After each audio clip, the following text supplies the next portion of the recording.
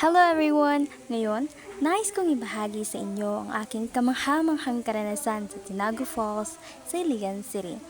Isa itong natatanging destinasyon na hindi lamang kilala sa ganda ng kalikasan, kundi pati na rin sa mga kwento at alamat na bumabalot dito.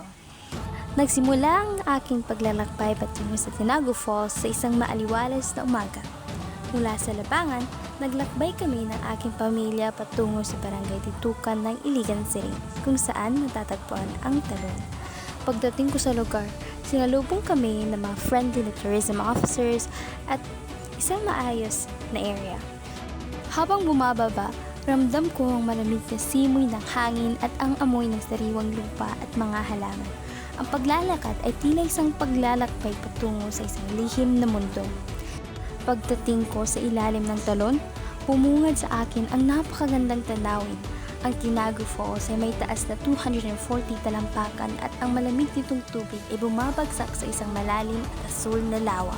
Ang paligid ay puno ng bato at halamang gamot, nagbibigay ng natural na kagandahan. Ang mga ito ay nagbibigay ng masiglang tanawin at nagpapalakas ng karanasan ng mga bisita.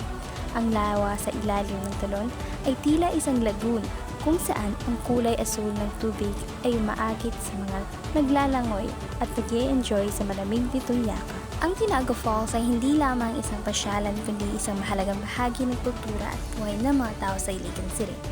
Ayon sa mga lokal, ang talon ay nagbibigay buhay hindi lamang sa mga bisita kundi pati na rin sa mga residente na umaasa dito para sa kanilang pang-araw-araw na pangangailangan. Sa aking pagbisita, nakuha ko ang diwa ng tunay na kalikasan, ang kapayapaan at kasiyahan na dulot ng mga likha nito. Ang Tinago Falls ay tiyak na isang kayamanan na dapat ipagmalaki at talagaan para sa susunod na henerasyon. Sa kabila ng modernisasyon, patuloy ang pagsisikap ng mga lokal upang mapanatili ang kalikasan at kagandahan ng lugar.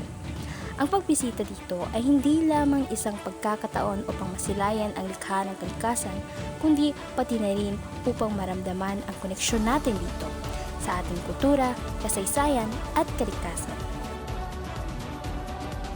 Kung kayo'y naghahanap ng isang lugar upang makapagpahinga at makipag-ugnayan muli sa kalikasan, huwag kalimutang bisitahin ang Tinago Falls, isang nakatagong yaman dito sa Mindanao.